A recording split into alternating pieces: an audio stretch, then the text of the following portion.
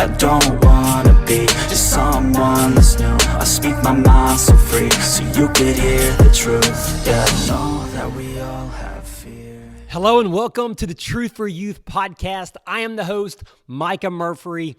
Thank you for tuning in today and listening. If this is your first time listening to the podcast, thanks for joining. Give it a chance before you make a quick judgment and see if this is a good fit for you. I am here to speak truth, not Micah Murphy's truth, but the truth of what Jesus taught. If you listened to the last podcast, I spoke about love and how we need to love at all times, even during times of hate, extreme hate, and even loving our enemies. And I know that is a difficult thing to do. It's easy to say, but it's difficult to actually put into action.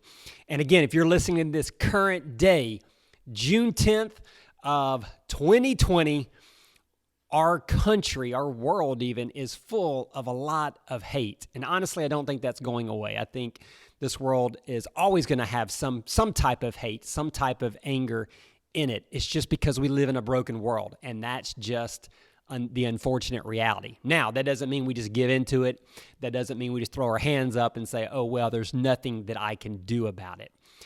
So anyways, last week I was talking about that theme of love. Well, I want to continue to talk about love and how I think love is a great answer for the times that we live in and how we move about from here.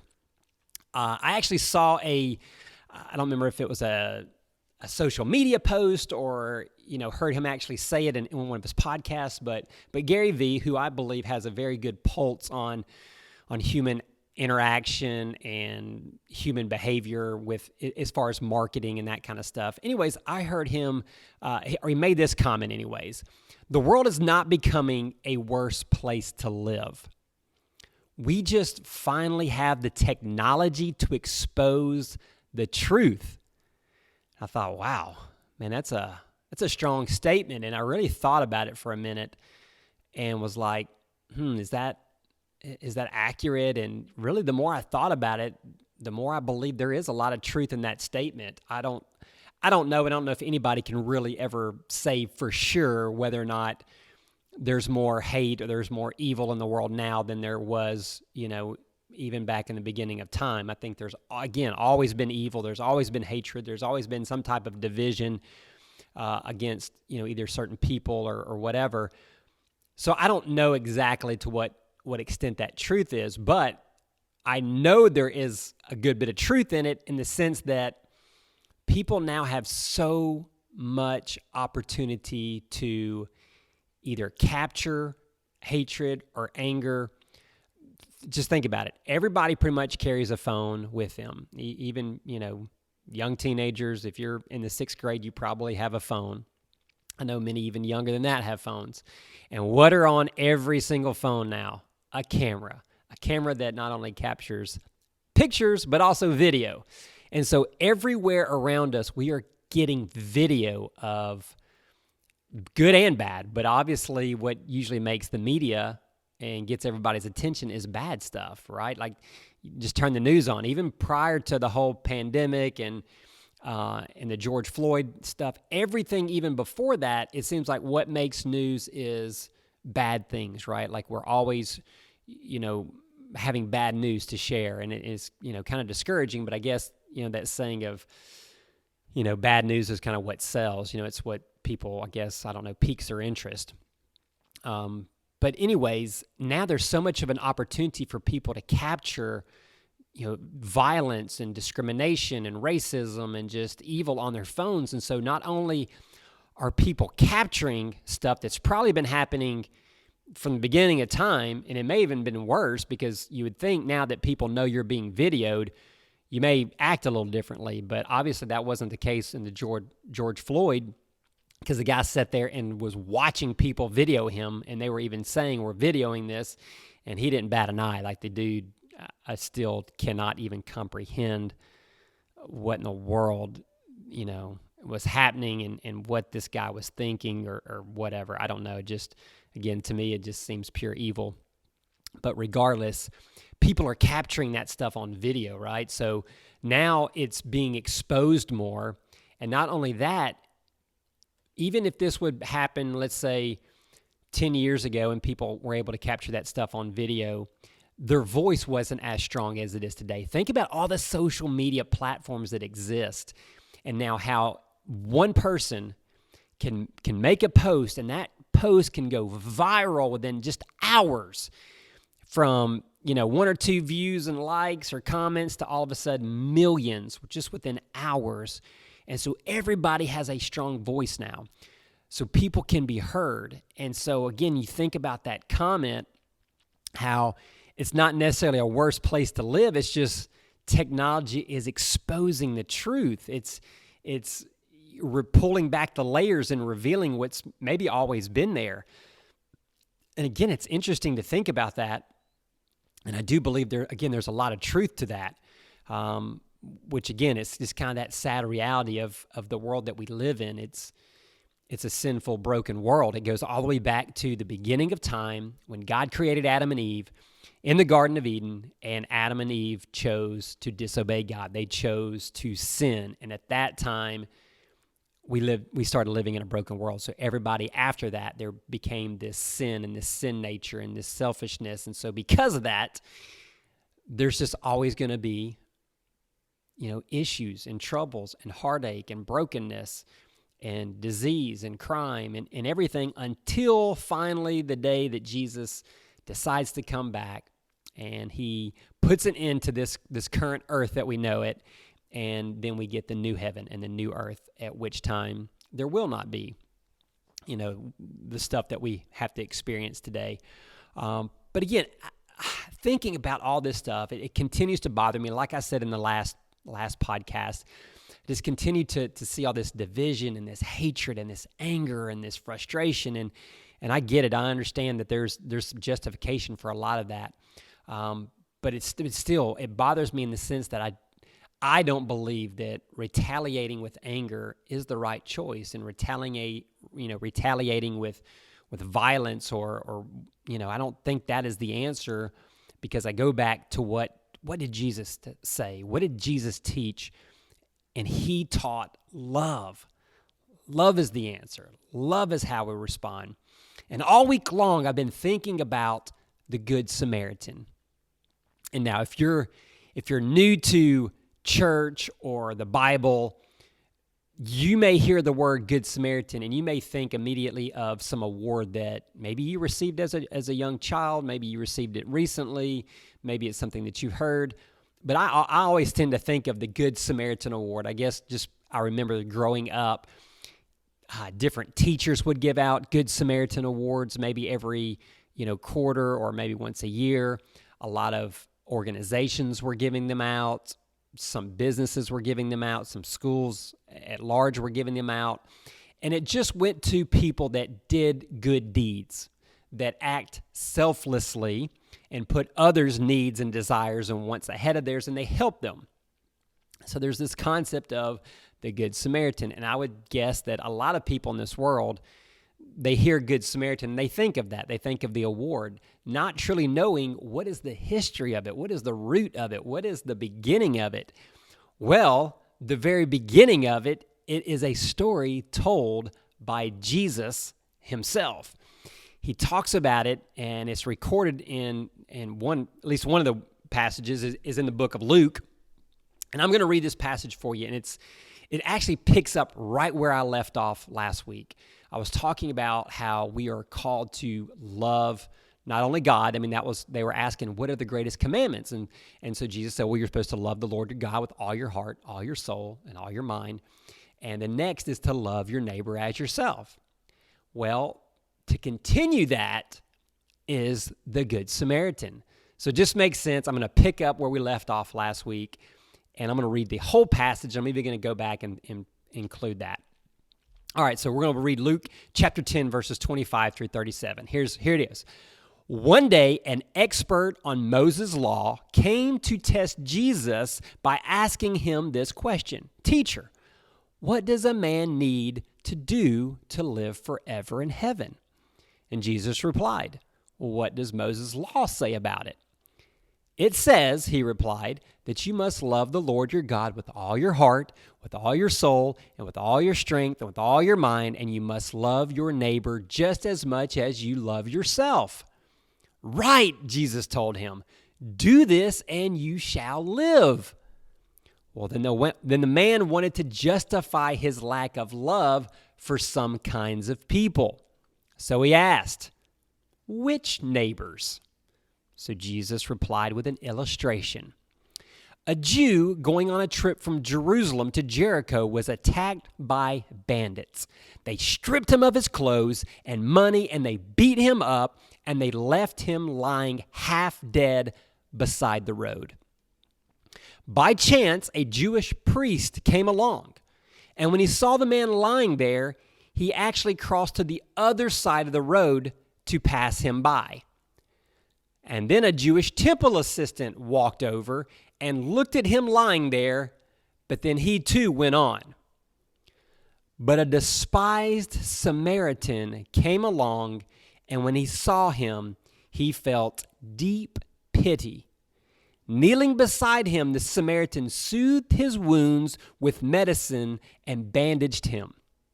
Then he put the man on his donkey and walked along beside him till they came to an inn, where he nursed him through the night.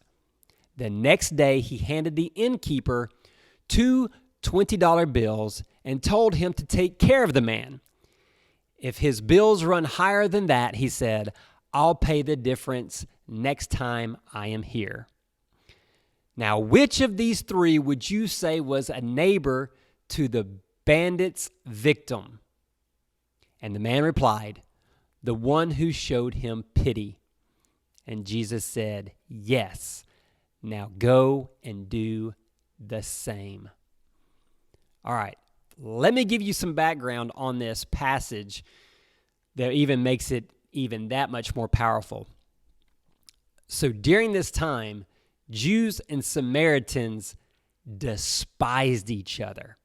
Absolutely despised each other. And again, back then, nations really had to stick together, okay? Because they were trying to, preserve, that was the word I'm looking for. They're trying to preserve their heritage and their lineage.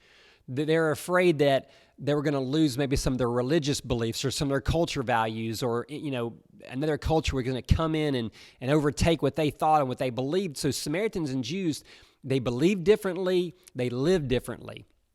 And so they were really trying to stick together. So, teenagers, think about this as your rival team. If you're playing sports, this is your rival team. This is your enemy, the one that you want to beat more than anybody, right? Like, all the other people on the schedule don't matter as much as this one. This is the big rival game. This is the big one that you just cannot stand. You're talking trash year round. Well, that's the way it was between the Jews and the Samaritans. Okay, so now let's look at the passage again. Who's the very first person that walks by this Jew? It's the priest, a Jewish priest. Okay, if you're thinking about your team, this is like your team leader. This is like, one of your best coaches or somebody on the team, the one that has the most compassion or should have the most compassion and the most care and can be the most help. And it says he actually crossed to the other side of the road because he didn't want to get involved.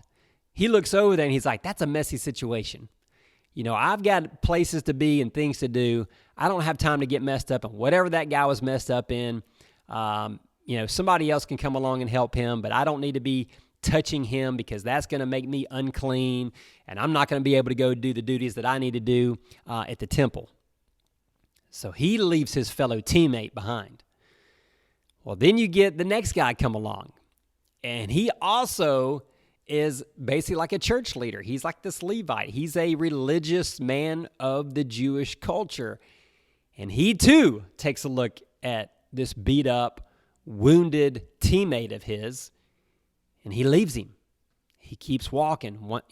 Don't know what he was thinking other than maybe the same thing, like, hey, I don't have time for this. I've got an appointment here in a little bit, and I'm already running late. I've got to go. Well, then you have the enemy that comes along.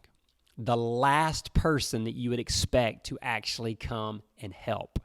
That's who comes to this man's rescue. The enemy, the opposing team, the guy that should probably hate you the most. He comes over and he kneels down and he starts taking care of you. He's giving you medicine. He's bandaging your wounds. And if that's not enough, like that, even if that guy just does just that, bandages your wounds, gives you a little medicine, it's like, hey man, I wish you the best of luck. It looks like you're going to make it, but I've got to go, or I don't need to be seen with you because we're enemies, but at least I know you're okay. You're going to live. I've got to go on my way. He goes even further than that. He puts the man on his donkey. And again, this is not like a 2-passenger car, right? Like he has to walk while this man's now on his donkey. And who knows how far it was to the closest inn. He's got to take him a good little distance, I imagine. Finally gets him there and then takes care of him through the night. Like he's going above and beyond. He's helping this man. He's making sure he's okay. And then the man even pays for this guy's bills and says, look, I've got to go. Here's some money for him having to stay here even longer. If by chance you need more money because he has to stay here longer or he needs something, I'm going to come back by later and I'm going to settle up with you. Guys, this is so far above and beyond. Jesus is trying to stress that it's so much more than a skin color or a nationality or just because he's not your buddy or your family member or friend. That doesn't give you reason not to be able to show compassion and show love. He's teaching us that is our neighbor. Now, you take that back to the passage that we talked about last week, and we mentioned again earlier today, we are to love our neighbors as we love ourselves. And this one individual trying to catch Jesus in, I don't know if he's trying to catch him in some kind of, ironic statement where, he's got to pick and choose a side. But Jesus lays it out there and says, this is your neighbor. Even your enemies are your neighbors. Again, which goes back to us last week talking about how we are to love our enemies. He says everybody loves their friends, right? Anybody can love your family and people that love you back. What about loving people that don't love you? What about loving your enemy? That's something to really take a stand about. That's something that will set you apart. And that's what Jesus wanted. He wanted his followers to stand apart and be different in a good way, right? Like standing up for what is right and what is just. Going above and beyond and being the Good Samaritan. And again, we look at today and all the crazy that's going on and all the hatred and anger. And yes, we as individuals are only individuals, but think about how much of a voice individuals can have. I mean, all you have to do is look on the news. I mean, people have strong voices and groups are getting together and they're making their voices heard. We as believers need to be doing the same thing. We need to be standing up for what is right, what is biblical, what is truth, and that comes in the form of love. It doesn't matter if somebody's different than you. It doesn't matter if someone has a different viewpoint or a different perspective or different likes or they look different or different skin color or whatever it is that's different about you and somebody else. That's not a reason not to help, not to serve, not to love, and to care for them. And again, it's that saying of you don't have, if they are evil, okay, let's say that they're an evil person. It's not just, they're a little different from you. Let's just say they're really a bad person. You don't have to condone and love maybe their lifestyle or their sin, but we are called to love them. It's hate the sin but love the sinner mentality. Because first of all, we're all sinners, okay? So if we just want to go out and hate sinners, well, there's no one to love as far as humans are concerned because we all mess up. We're all sinful. And we're not encouraging and condoning necessarily a specific sin or a lifestyle or a choice or an action, but we're trying to love individuals. And that's what Jesus is getting at, is we have to love others, even if we see them as despicable, because that's the way the Jews and the Samaritans saw each other. And that's how they rivaled. And again, this is 2,000 years ago, all this is happening. So again, that's why I said we've always had a division and hatred and evil. It'd been interesting to know if they had cell phones back then and to be able to watch videos and social media posts, what it would be like. Would it be just like today? Probably pretty similar, because we're all humans. We just have different cultures and environments, but for the most part, we all have kind of a lot of the same desires and the wants and the needs, and we all have this selfishness that can come out if we're not careful. But hopefully we are putting God first, we're putting Jesus first, and we're pursuing Him and what He wants for us. And He wants us to love others. So I got 2 takeaways that I want you to really take away from this passage. One is, this poor man had 2 of his teammates leave him behind. So students, young people listening to this, be a good teammate. Help out your fellow teammates if they are hurting, if they are in need, if they are struggling. I mean, you're their teammate. You're on the same team. It's maybe fellow brothers and sisters in Christ. It may literally be a teammate on the same team. It may be a family member. Help those people out. Be a good teammate. The second one is, be the Good Samaritan. If they are on the opposing team, if they are the enemy, we're still called to help them if they need our help. If we can somehow meet their need, that means we need to help them. Now, you may be thinking in your head, oh, if I ever saw somebody beat up on the road or lying there or in a bad accident or something, I would go help them. What about the small scale things? That's where it starts. What about the young man or the young woman at school that people are picking on or spreading rumors about or making fun of? That's the person that needs you to stick up for them too. That's the person that needs you to say, hey, leave him alone. Maybe that's when you go over and you ask, you see them drop something, or they're struggling to find their way to a class or to, where they're trying to get, and you say, hey, can I help you? You look lost, or you look like you need an extra hand. Can I help you with something? Or maybe it's just a smile, and it's just a wave, and it's just a simple hello. Guys, we never know what other people are going through. We never know what hurt or what people are dealing with in their home life. And sometimes being the Good Samaritan is just simply saying hello to a stranger, simply giving them a smile, simply meeting a little need as that, just simply being recognized for a moment because they feel like nobody cares about them, nobody recognizes them, no one loves them. Perhaps that's what you need to do to be the Good Samaritan. So don't think necessarily large scale. Yes, I hope in a large scale situation you are the Good Samaritan, but I want you to think on the little scale, on the day-to-day routines. How can you be the Good Samaritan? How can you help someone that is struggling, that is hurting, that is in need? Something that you can actually do or say. Maybe it's not even something that you give. Maybe you're not able to, nurse them back to health and help them out. Maybe it's you have to just simply give them a word of encouragement. We all have something to offer. We all have different talents and abilities and opportunities. So part of that is seeking God and saying, God, how can you use me during this time?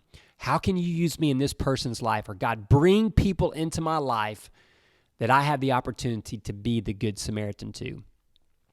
And you do that, and I believe God will do the same. Because we will need someone like a Good Samaritan at some point in our life to come and help us when we're hurting, when we're in need, when we're struggling. And we would hope that if not our own teammate comes to our rescue, that at least someone like a Good Samaritan would come to our rescue. Guys, I'll leave you with that. Again, I love you, care about you guys. And again, if you're listening to this present day, and you're a teenager here in the Venice community, 6th to 12th grade, we are starting back live on Wednesday night at our youth group. We would love to have you real life here at First Baptist Church in Venice. Come hang out with us. We meet from 6 to 7. We have a good time. If you're listening to this somewhere far off, hey, reach out to us through social media. Send me an email if you have questions or comments or anything that I can possibly assist you with. That's what I'm here for, to help you young people make wise decisions in life and have the most fulfilled, purposeful life that God has for you. Hey, if you found value in this, I would really like it and appreciate it if you would share it with someone, make a comment, leave a little review. I really, really do appreciate it. And guys, we will see you in the next podcast. Until then, bye-bye. I don't wanna be just someone that's new. I speak my mind so free, so you could hear the truth. Yeah, I know that we all have